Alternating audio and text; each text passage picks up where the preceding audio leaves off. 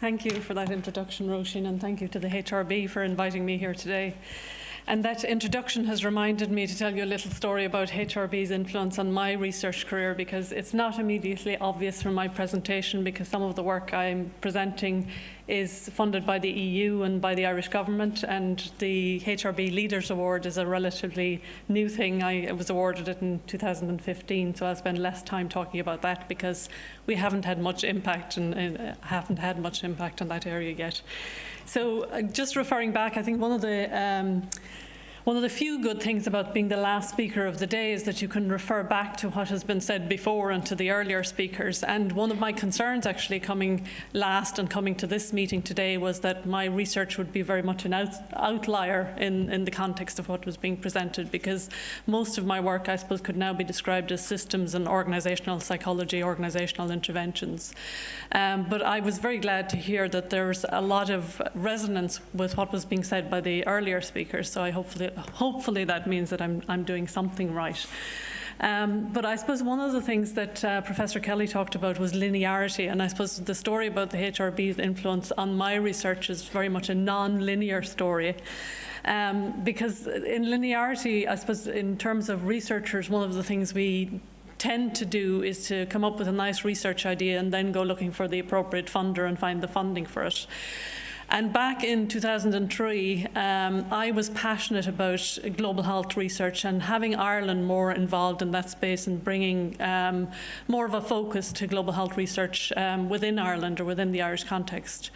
So the first thing I did was really to look at whether there was enough capacity in terms of people interested in already doing work in that area.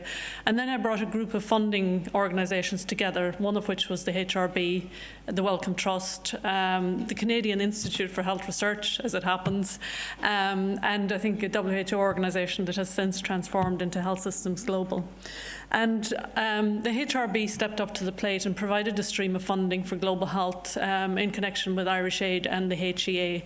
And that stream of funding has been very influential in terms of the research area I've been involved in, and has really mushroomed a whole programme of activity around human resources and health systems research that has culminated in the Global Health Workforce Alliance Conference coming to Dublin next year, because they feel that there's such a volume of activity in that space here.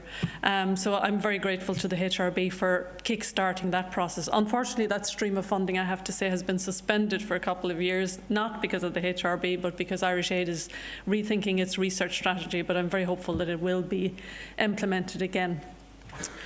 So I suppose to start, just to refer back to what Dr. Lee said this morning, and I think he challenged us all by saying we got it wrong. Not only healthcare professionals can deliver healthcare.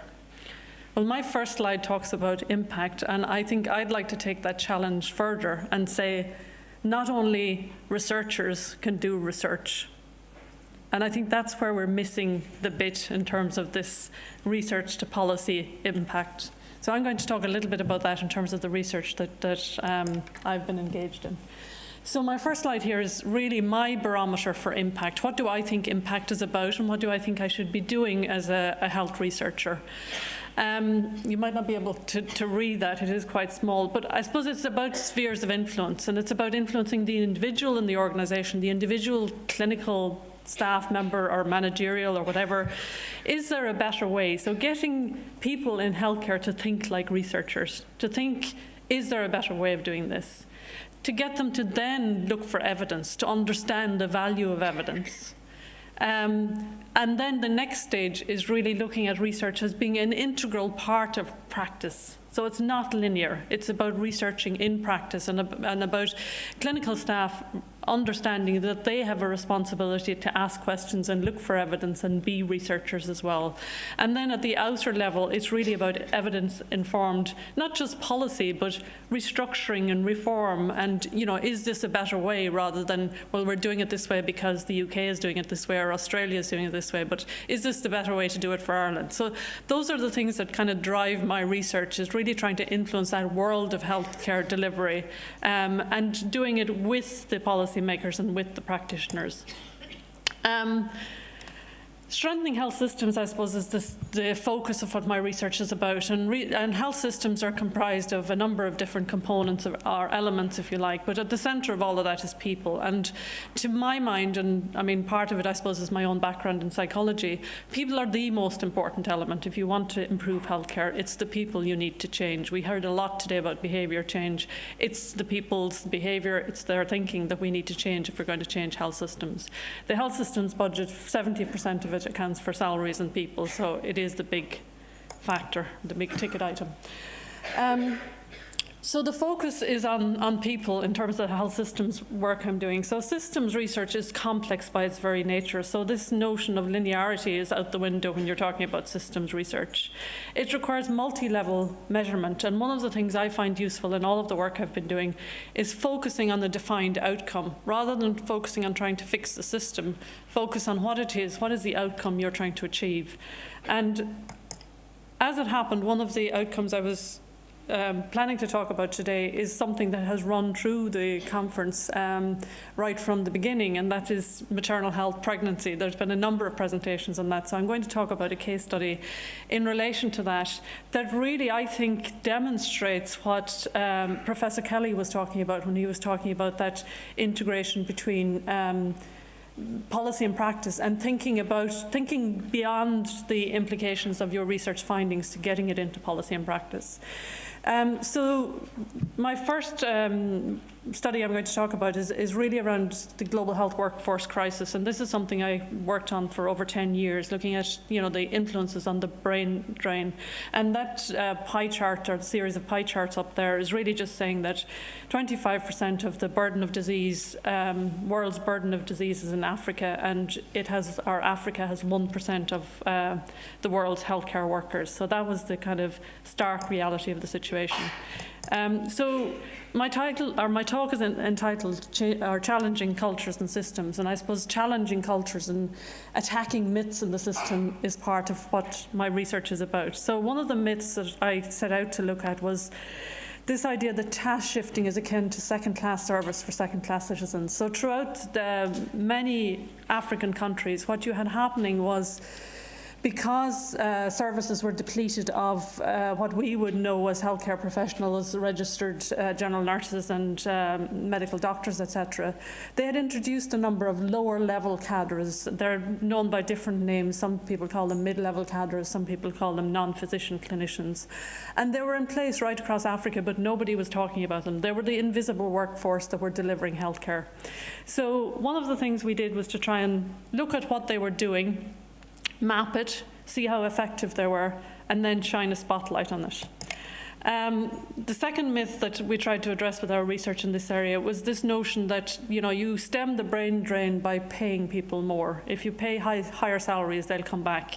And I'll talk about how we exploded that myth as well. So this first study is the HSSE study, which is Health System Strengthening for Equity.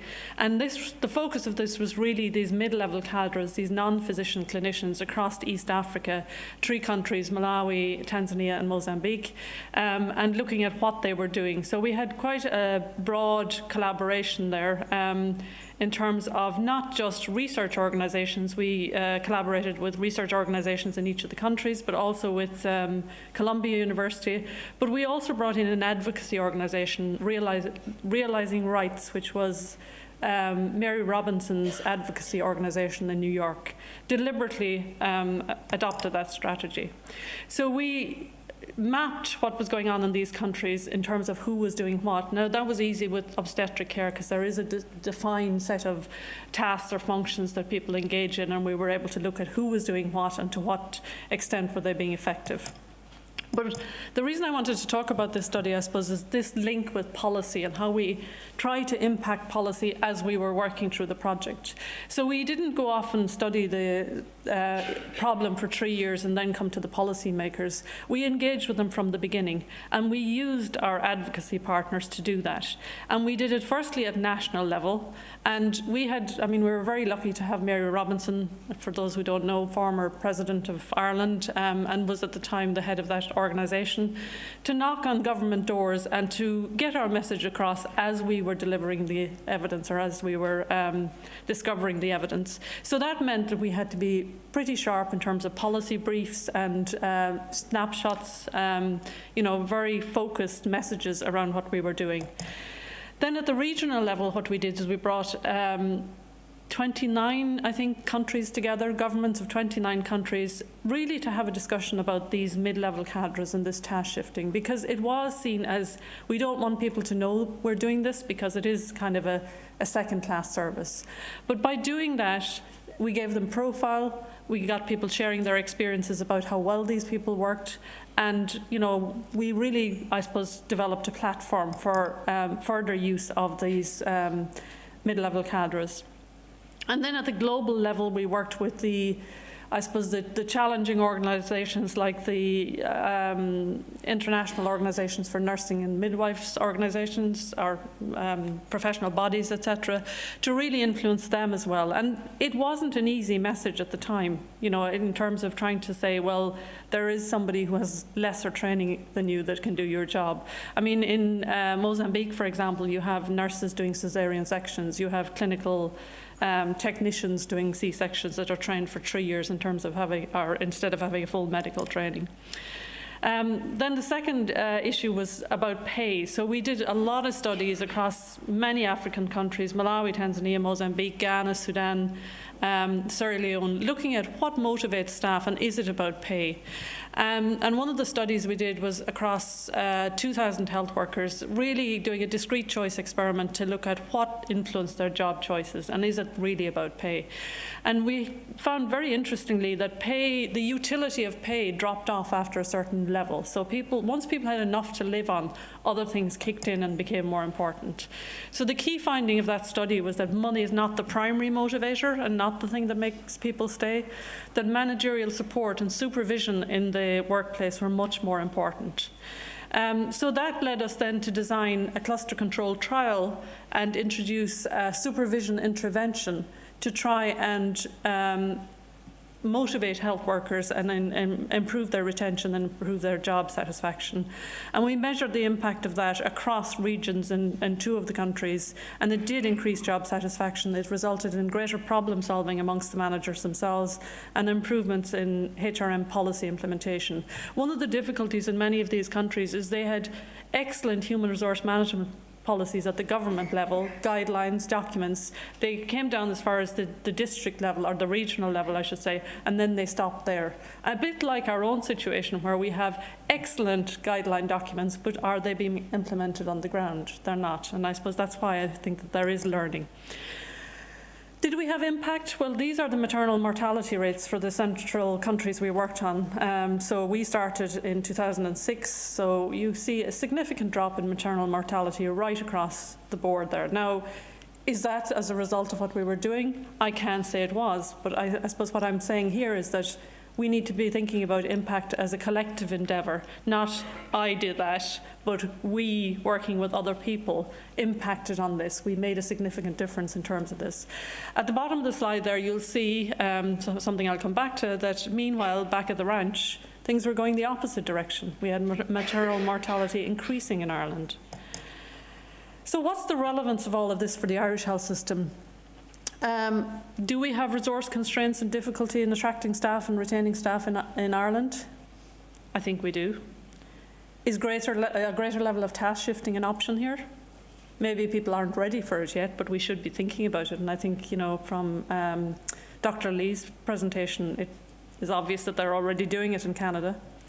Do we have motivation and retention problems? And I've just taken a snippet here from the Health Service employee survey, I know there was another one done this year, but I haven't seen the results of that, but this is the 2014 one that says 60% of people are dissatisfied with the extent to which the HSE values their work, 40% feel their performance is not recognised, and 30% are dissatisfied with the support they get from their line manager, which is directly comparable to what we were finding about supervision and support in many of these resource depleted settings.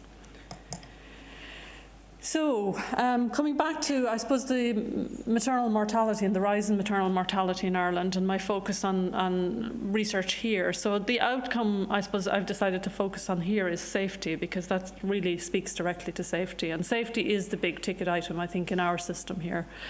And this is, from the Medical Council talking about good professional practice survey they did. The primary reason that Irish doctors don't report concerns about safety, nothing would happen as a result. There's a fear of retribution. And this last one, which I think is critical, I thought somebody else was dealing with the problem. We did some research ourselves amongst nurses, very similar results. Fear of retribution, wouldn't want to cause trouble.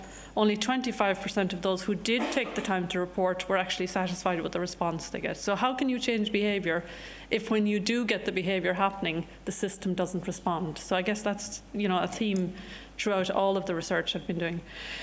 So this is a study that we're currently engaged in on medical professionalism in relation to patient safety.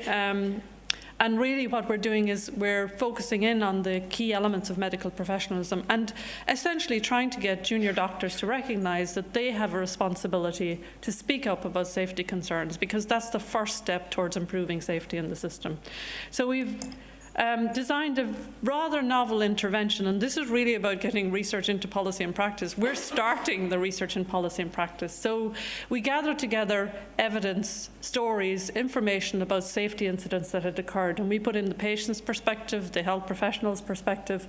Then we layer that with factual information about safety, and then on top of that we put in the kind of issues. So this is a board game we developed. We play it for 1 hour with junior doctors in a hospital setting during their lunchtime learning sessions. We're going to be presenting more about this next week at the National Patient Safety Conference. And lo and behold, it increases rates of reporting. So it does encourage them to report. What we found, we're doing it in 2 hospitals, in St. James's and in St. Vincent's. The study's completed in St. James's, but we're not through St. Vincent's yet, so that's why I don't have the final data. But one of the interesting things is, if you look at this pie chart in terms of who's reporting incidents, and nursing are reporting, but medical staff aren't, because they don't feel it's their responsibility. They don't feel accountable for safety. So that's a big problem in our system. Just some of the quotes from some of the participants in the study. If there's an incident with someone more senior to you on your team, that's when you're least likely to know to say anything. We cannot really critique people above us in the system. It just doesn't happen.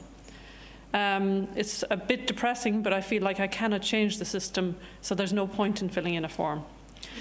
On the other side of the slide there, we're looking at some of the solutions, and they have come directly from the junior doctors themselves. So this study is designed so that we do this intervention with junior doctors. We take these findings back to the senior doctors in the system, and we say, okay, what are you going to do about it now? What are we going to do to improve this safety system within our organisation, within the hospital?